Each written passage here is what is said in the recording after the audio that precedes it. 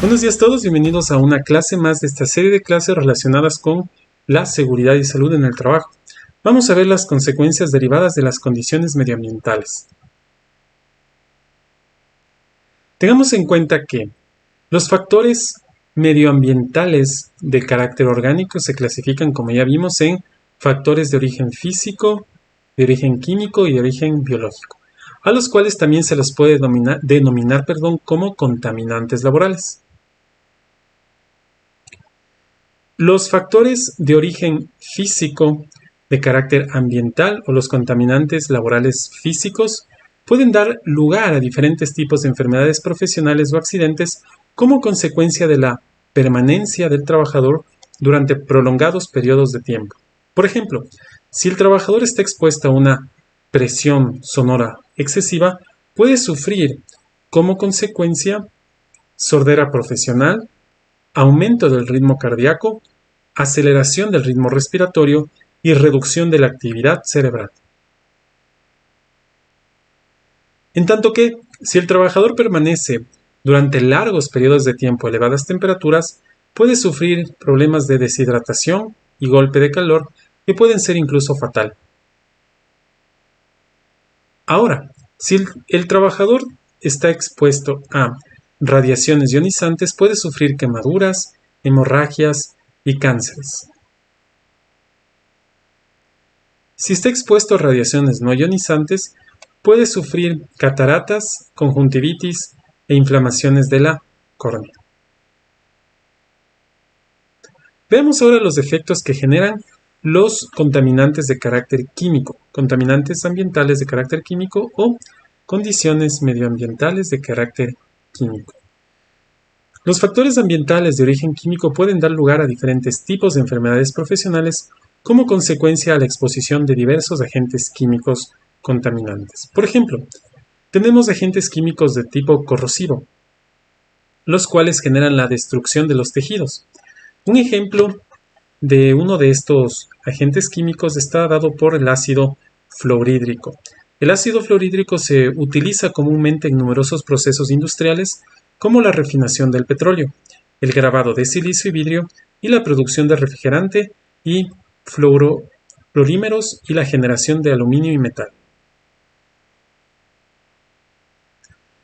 Otro tipo de contaminante químico laboral está dado por los irritantes. Los irritantes, como su nombre lo indica, irritan la piel o la mucosa. Por ejemplo, el ácido crómico, cuya fórmula vemos ahí, se usa ampliamente para la conservación o preservación de la madera y el cromado de metales. Otros usos de este agente químico están relacionados con la manufactura de catalizadores automotrices y la elaboración de cintas magnéticas para grabar. Vamos a analizar ahora los neumoconióticos. Este grupo de agentes químicos contaminantes laborales producen alteraciones pulmonares por partículas sólidas o polvos. Un ejemplo está dado por el amianto. El amianto, cuya fórmula química la vemos ahí, ha sido utilizado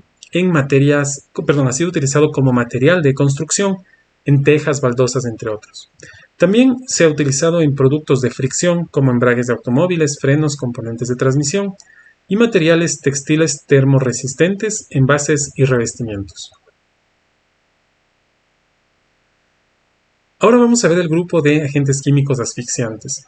Estos agentes químicos asfixiantes producen desplazamiento del oxígeno del aire y que el aire pierda concentración de oxígeno.